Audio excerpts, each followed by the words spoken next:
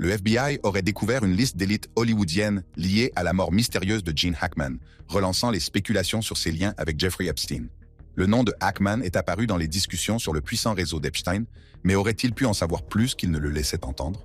Sa disparition soudaine n'était-elle qu'une coïncidence? Ou était-il un autre personnage réduit au silence avant que de dangereux secrets ne soient révélés?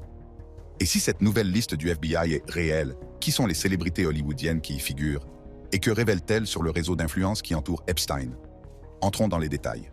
Nouvelle découverte du FBI. Hackman, le légendaire acteur hollywoodien, a été retrouvé mort aux côtés de sa femme, Betsy Arakawa, dans leur maison du Nouveau-Mexique. Leur mort a été soudaine et, bien que les autorités n'aient pas déclaré qu'il s'agissait d'un acte criminel, les circonstances ont laissé beaucoup de gens avec plus de questions que de réponses.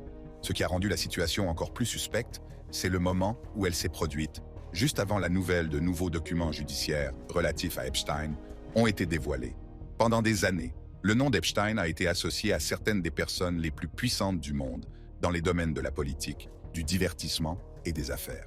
Sa capacité à opérer sans être repéré pendant si longtemps, malgré des allégations de plus en plus nombreuses, a conduit de nombreuses personnes à penser qu'il bénéficiait de la protection de personnalités influentes. L'apparition de nouveaux noms dans la dernière série de dossiers judiciaires non scellés a ravivé la curiosité du public. Puis, comme s'il s'agissait d'un moment précis, la mort de M. Hackman est survenue, ce qui a conduit certains à faire le lien entre les deux. Pour comprendre pourquoi les gens associent Gene Hackman à Epstein, il faut d'abord se pencher sur le type de personnes avec lesquelles Epstein était en relation. Il n'était pas seulement un riche financier, il était au centre de l'un des plus grands scandales de trafic sexuel de l'histoire moderne. Son réseau était vaste, et ses liens avec des personnalités de premier plan étaient indéniables. Parmi les noms les plus notables liés à Epstein, que ce soit par le biais de carnets de vol, de documents judiciaires ou d'associations passées, on trouve Bill Clinton. L'ancien président des États-Unis a voyagé à bord du jet privé d'Epstein à plusieurs reprises, souvent appelé le Lolita Express. Bien qu'il nie tout acte répréhensible, les dossiers montrent qu'il a voyagé avec Epstein à plusieurs reprises, notamment en Afrique dans le cadre d'une action humanitaire. Le prince Andrew, membre de la famille royale britannique, a été directement accusé d'être impliqué dans le réseau de trafiquants d'Epstein. Virginia Giuffre, l'une des accusatrices les plus connues d'Epstein, a affirmé avoir été forcée à avoir des relations sexuelles avec le prince Andrew alors qu'elle était mineure. Une photo d'eux ensemble, avec Ghislaine Maxwell en arrière-plan, n'a fait qu'ajouter à la controverse. Donald Trump, le président des États-Unis, était connu pour avoir fréquenté Epstein dans le passé. De vieilles images les montrent ensemble à des fêtes, mais Trump a pris ses distances par la suite, affirmant qu'il avait coupé les ponts avec Epstein bien avant son arrestation. Les Wexner, le fondateur milliardaire de Victoria's Secret, entretenaient des relations financières étroites avec Epstein, lui permettant de gérer une partie de sa fortune. Nombreux sont ceux qui pensent qu'Epstein a utilisé cette relation pour recruter des jeunes femmes en leur faisant miroiter des opportunités de mannequinat. L'avocat très en vue qui a représenté Epstein a été cité dans des procès intentés par des accusateurs, bien qu'il nie toute implication dans des actes répréhensibles. Kevin Spacey, l'acteur, était un autre nom très connu lié à Epstein, puisqu'il apparaissait sur des carnets de vol voyageant avec lui. Cependant, aucune allégation à son encontre concernant Epstein n'a été confirmée. L'étendue de l'influence d'Epstein reste incertaine. Ce qui est certain, c'est que ses relations étaient profondes et que le fait qu'il ait pu échapper à la justice pendant si longtemps suggère que de nombreuses personnes au pouvoir avaient tout intérêt à ce que ses activités restent secrètes.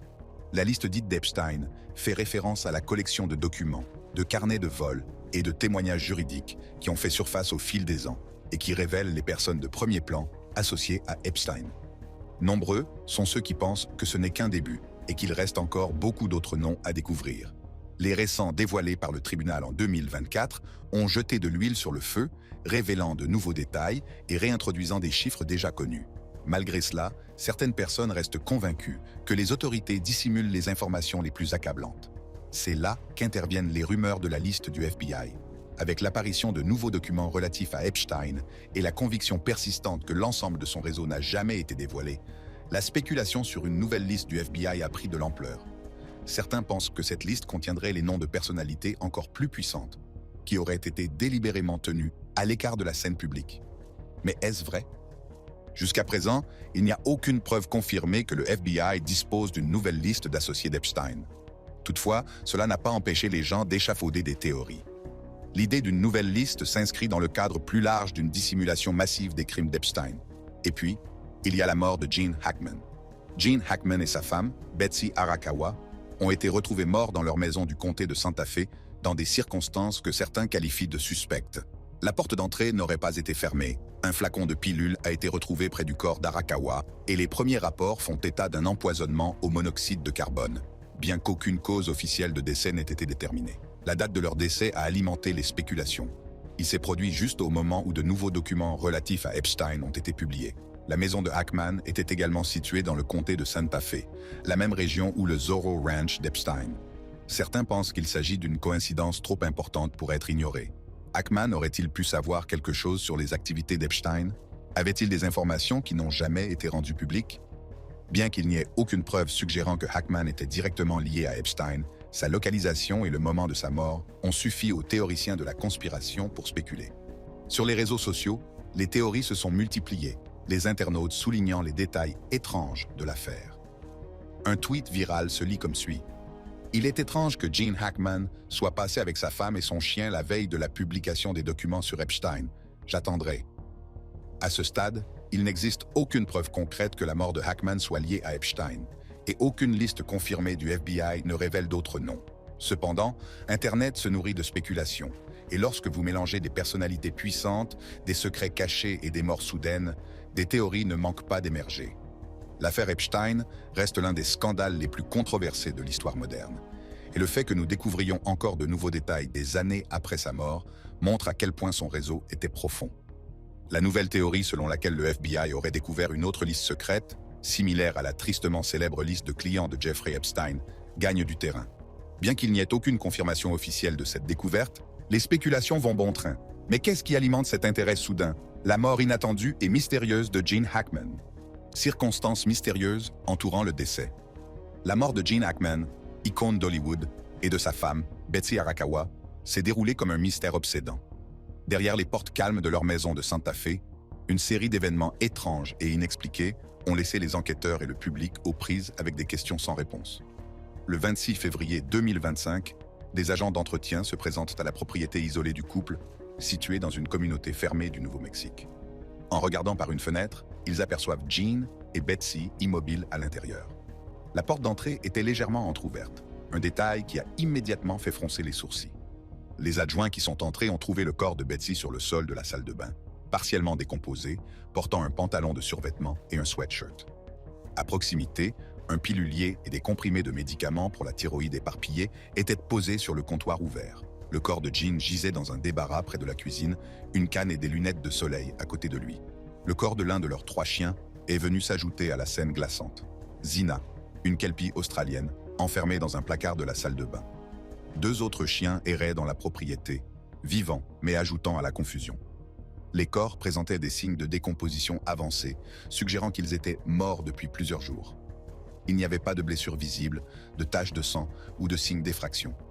La maison paisible du couple était devenue une énigme silencieuse. La chronologie des événements a approfondi le mystère. Betsy a été vue vivante pour la dernière fois le 11 février, lorsque des images de surveillance l'ont filmée en train de faire des courses dans une épicerie et une pharmacie. Elle a envoyé un courriel à un massothérapeute cet après-midi-là, et sa voiture est revenue à leur communauté fermée à 17h15. Le stimulateur cardiaque de Gene, quant à lui, raconte une autre histoire. Les données montrent qu'il a enregistré une activité jusqu'au 18 février, une semaine entière après les derniers mouvements connus de Betsy. Cela signifie que Gene a probablement vécu seul dans la maison pendant des jours, ignorant que sa femme était morte. Leurs corps n'ont été découverts que le 26 février, ce qui laisse un écart de 15 jours entre la mort de Betsy et la sinistre découverte. Comment Gene a-t-il survécu seul pendant une semaine? Pourquoi personne n'est-il venu les voir plus tôt? Le mode de vie reclus du couple et l'absence de famille proche laissent ces questions en suspens.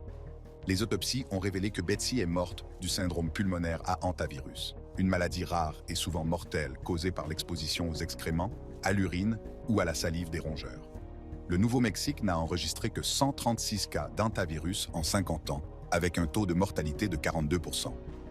Les premiers symptômes ressemblent à ceux de la grippe, fièvre, douleurs musculaires et toux, avant d'évoluer rapidement vers une insuffisance respiratoire. Les autorités sanitaires ont trouvé des traces de rongeurs dans les hangars et les dépendances de la propriété, alors que la maison principale ne présentait qu'un faible risque d'exposition. Des questions se posent alors. Comment Betsy a-t-elle contracté le virus? A-t-elle nettoyé une zone infestée sans équipement de protection? Avait-elle confondu ses symptômes avec ceux d'une maladie courante, retardant ainsi les soins médicaux? En l'absence de témoins ou de dossiers médicaux de ces derniers jours, les réponses ont disparu avec elle. La mort de la chienne du couple, Zina, a ajouté une nouvelle couche d'étrangeté. Retrouvée dans un placard de la salle de bain, la Australian Kelpie était de faim morte. Les deux autres chiens, l'un couché près du corps de Betsy et l'autre errant à l'extérieur, étaient en bonne santé, laissant les enquêteurs perplexes. Pourquoi Zina était-elle enfermée dans un placard? Betsy, se sentant mal, avait-elle mis le chien en cage avant de s'effondrer? Ou bien la chienne s'est-elle réfugiée dans le placard en signe de détresse? En l'absence de caméras de sécurité ou de témoins, la raison reste inconnue. Si la mort de Betsy a été liée à un virus rare, l'état de Jean est tout aussi mystérieux. Bien que sa famille ait nié les rumeurs de maladie, les autopsies ont confirmé qu'il souffrait de la maladie d'Alzheimer à un stade avancé et de graves problèmes cardiaques. Des amis ont révélé qu'il glissait depuis des mois, se reposant entièrement sur Betsy. Les données de son stimulateur cardiaque n'ont montré aucun signe d'accident cardiaque soudain, ce qui laisse penser que son cœur s'est tout simplement arrêté après des jours de solitude. Comment un homme atteint de la maladie d'Alzheimer, une maladie qui altère la mémoire et la conscience, a-t-il pu vivre une semaine sans son aidant? Les enquêteurs n'ont pas trouvé de nourriture dans son estomac, mais il n'était pas déshydraté. A-t-il essayé de manger ou de boire? Était-il confiné dans un lit ou un fauteuil, incapable d'appeler à l'aide? Ces derniers jours restent un vide obsédant. La scène qui s'est déroulée à l'intérieur de la maison a alimenté les spéculations.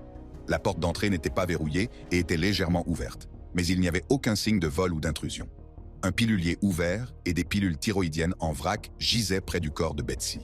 Bien que les rapports toxicologiques aient confirmé que les pilules étaient les siennes et qu'elles n'avaient pas été utilisées à mauvais escient, leur présence a suscité des théories. Les avait-elle fait tomber alors qu'elle ne se sentait pas bien? A-t-elle essayé de se soigner elle-même alors que son état s'aggravait? La canne de Jean et ses lunettes de soleil près du corps suggèrent qu'il s'est effondré soudainement, peut-être en tentant de quitter la maison. La canne de Jean et ses lunettes de soleil près du corps suggèrent qu'il s'est effondré soudainement, peut-être en essayant de quitter la maison. Mais où allait-il?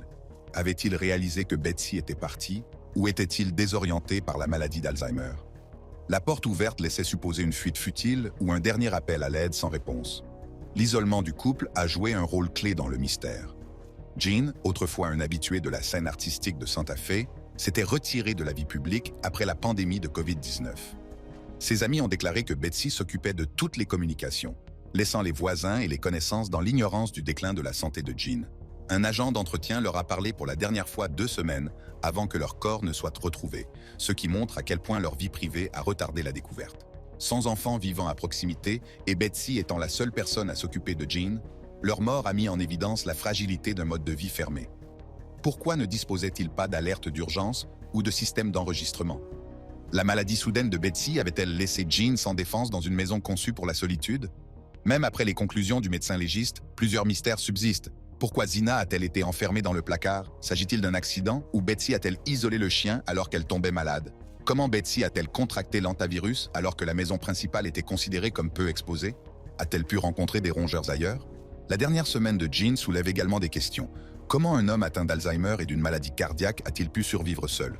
Et puis, il y a la porte ouverte. S'agit-il d'un signe de son état mental ou d'une simple coïncidence? Si leur mort reste mystérieuse, elle a donné lieu à d'innombrables théories du complot. Théorie du complot. Les décès de Gene Hackman et de son épouse, Betsy Arakawa, ont provoqué une onde de choc à Hollywood et au-delà.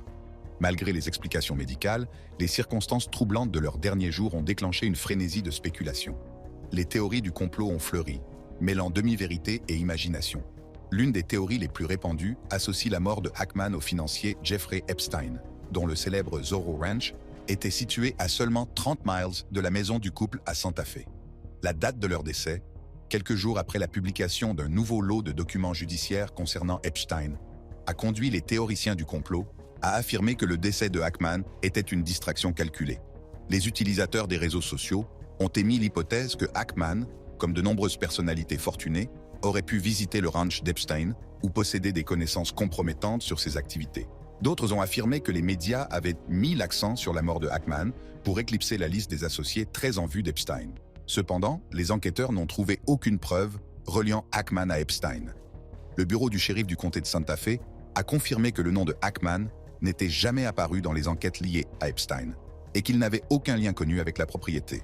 La proximité géographique n'était qu'une coïncidence, mais en l'absence de réponse immédiate, les théoriciens ont utilisé la localisation comme arme pour élaborer un récit de culpabilité par association. L'acteur Randy Quaid, connu pour ses rôles dans Independence Day et National Lampoon's Christmas Vacation, a alimenté une autre théorie en publiant un message sur les réseaux sociaux, qui a été supprimé depuis. Quaid a affirmé que Hackman et Arakawa ont été assassinés pour les faire taire, comparant leur mort à celle de Heath Ledger et David Carradine. Il a suggéré que les élites hollywoodiennes éliminaient les stars qui en savaient trop. Le message de Quaid est devenu viral, ses partisans indiquant que la porte d'entrée ouverte et les pilules éparpillées étaient des signes d'une scène de crime mise en scène. Les autorités n'ont cependant trouvé aucune preuve d'acte criminel. La porte était légèrement entrouverte mais ne présentait aucun signe d'effraction, et il a été confirmé plus tard que les pilules étaient des médicaments pour la thyroïde prescrits à Betsy. Quaid n'a fourni aucune preuve de ce qu'il avançait, et les forces de l'ordre ont rejeté la théorie en la qualifiant de sensationnalisme. Néanmoins, l'idée d'une cabale hollywoodienne ténébreuse réduisant les stars au silence a trouvé un écho auprès d'un public méfiant à l'égard des récits institutionnels. Les premiers rapports font état d'un chauffage d'appoint près du corps de Betsy, suscitant des craintes d'empoisonnement au monoxyde de carbone. Les théoriciens du complot ont affirmé que les autorités avaient minimisé la possibilité d'une fuite de gaz pour éviter la panique, surtout après l'inspection de la maison par la compagnie de gaz. Les sceptiques ont émis l'hypothèse que le chauffage était un faux fuyant destiné à dissimuler une affaire plus importante, comme des appareils défectueux ou une négligence de la part de l'entreprise. Les tests ont permis d'exclure le monoxyde de carbone. La maison ne présentait aucun niveau de gaz dangereux, et les autopsies ont confirmé que ni Hackman ni Arakawa n'avaient de monoxyde de carbone dans leur système. Le chauffage, probablement renversé lors de l'effondrement de Betsy, n'est pas lié à leur décès. Malgré cela, des forums en ligne ont continué à le citer comme preuve d'une menace cachée, illustrant comment des détails banals peuvent se transformer en points d'intrigue sinistres sans preuve. La découverte de Zina, l'Australian Kelpie mix du couple, morte dans un placard de la salle de bain, est devenue le point de mire des théoriciens du complot. 2 autres chiens ont survécu, l'un près du corps de Betsy, l'autre errant à l'extérieur, mais le sort de Zina semblait inexplicable. Des théoriciens ont suggéré que le chien avait été tué intentionnellement pour éliminer un témoin ou dans le cadre d'un rituel. D'autres ont prétendu que Zina avait aboyé lors d'un cambriolage, conduisant les intrus à la faire taire. Les vétérinaires ont conclu que Zina était morte de faim et de déshydratation, probablement piégée dans le placard après la mort du couple. Les chiens survivants ont peut-être trouvé de la nourriture ou de l'eau ailleurs, mais l'enfermement de Zina a scellé son destin. Bien que tragique, il n'y a aucune preuve de malveillance, seulement un accident déchirant. Pourtant, l'image d'un animal mort a alimenté les spéculations macabres, transformant une simple explication en un symbole de violence cachée. La présence d'un flacon de pilules ouvert et de médicaments pour la thyroïde éparpillés près du corps de Betsy a donné lieu à des théories d'overdose ou d'empoisonnement. Des sites conspirationnistes ont prétendu que les pilules avaient été mélangées à des toxines ou qu'elles faisaient partie d'une mise en scène de suicide. Certains ont même affirmé que Betsy avait été forcée d'ingérer des médicaments sous la contrainte.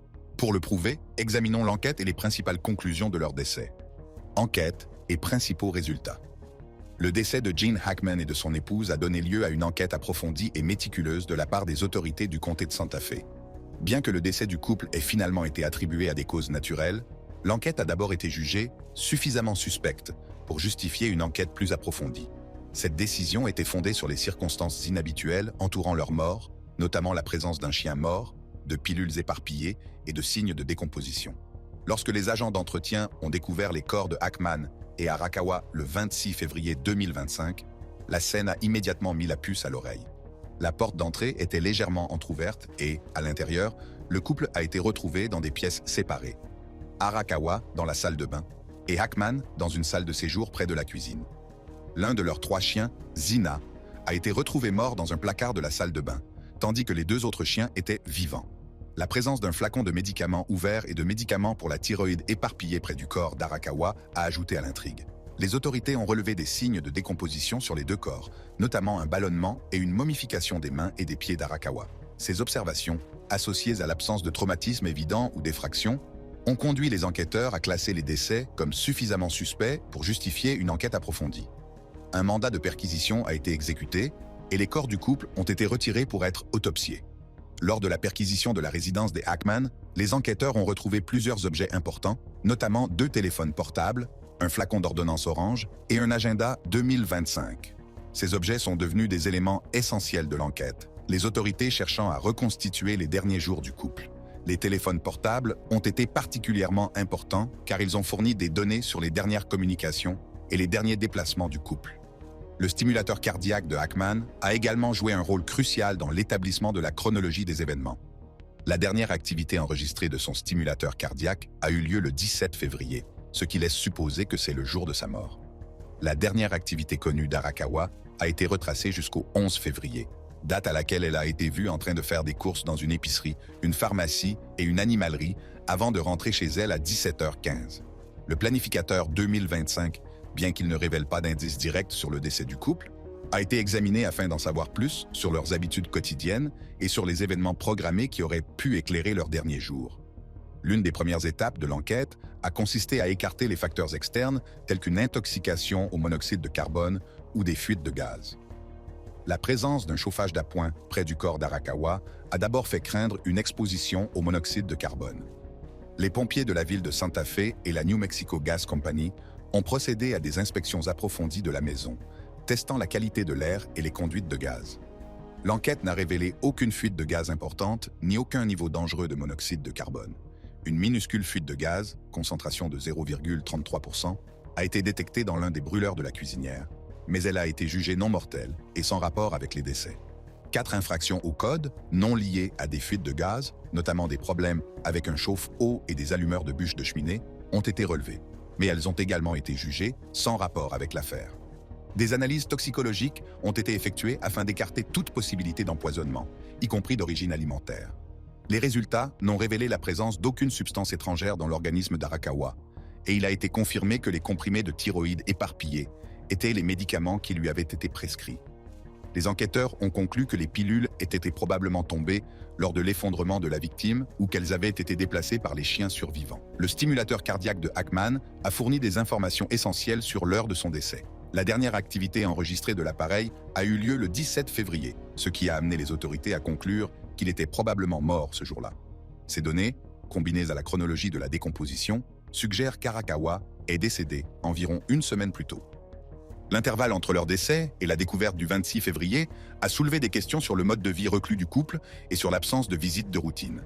Les agents d'entretien avaient parlé au couple pour la dernière fois 2 semaines auparavant, et les voisins ont remarqué que M. Ackman s'isolait de plus en plus en raison de sa maladie d'Alzheimer avancée. Les autopsies réalisées par le docteur Heather Jarrell, médecin légiste en chef, ont apporté des réponses définitives sur les causes de la mort. Arakawa a succombé au syndrome pulmonaire à hantavirus. Si la maison principale du couple ne présentait qu'une activité minime de rongeurs, les dépendances de la propriété présentaient des signes d'infestation. Arakawa avait présenté des symptômes grippaux dans les derniers jours de sa vie, ce qui correspond au premier stade de l'hantavirus. Ackman est décédé des complications d'une maladie cardiovasculaire hypertensive et athérosclérotique exacerbée par une maladie d'Alzheimer avancée. Les données de son stimulateur cardiaque ont confirmé un arrêt cardiaque le 17 février et l'autopsie a révélé une maladie cardiaque grave et des antécédents d'infarctus. Le Dr Jarrell a noté que la maladie d'Alzheimer de Ackman l'avait probablement laissé dans l'ignorance de la mort d'Arakawa et que son incapacité à s'occuper de lui-même, associée au manque de nourriture dans son estomac, suggérait qu'il avait succombé à un déclin naturel. La mort de Zina a été attribuée à la famine et à la déshydratation, car elle était enfermée dans une caisse sans accès à la nourriture ni à l'eau. Les 2 chiens survivants, Beer et Nikita, n'ont pas été blessés et ont été transportés dans une animalerie locale. L'enquête s'est heurtée à plusieurs difficultés, principalement en raison du mode de vie privé et isolé du couple. Ackman s'était largement retiré de la vie publique après avoir pris sa retraite d'acteur en 2004, et Arakawa gérait leurs affaires quotidiennes, y compris les soins médicaux et les interactions sociales de Ackman. Ses amis l'ont décrite comme une protectrice féroce, s'occupant de toutes les communications et des courses pour protéger Ackman du stress. Le bureau du shérif du comté de Santa Fe a officiellement classé l'affaire après les conclusions du 7 mars et aucune autre enquête n'est prévue. Les autorités ont souligné que les décès, bien que tragiques, ne présentaient aucun signe d'activité criminelle. Merci d'avoir regardé cette vidéo. Si vous avez apprécié cette vidéo, cliquez sur l'une des boîtes qui s'affichent sur votre écran pour regarder d'autres contenus similaires.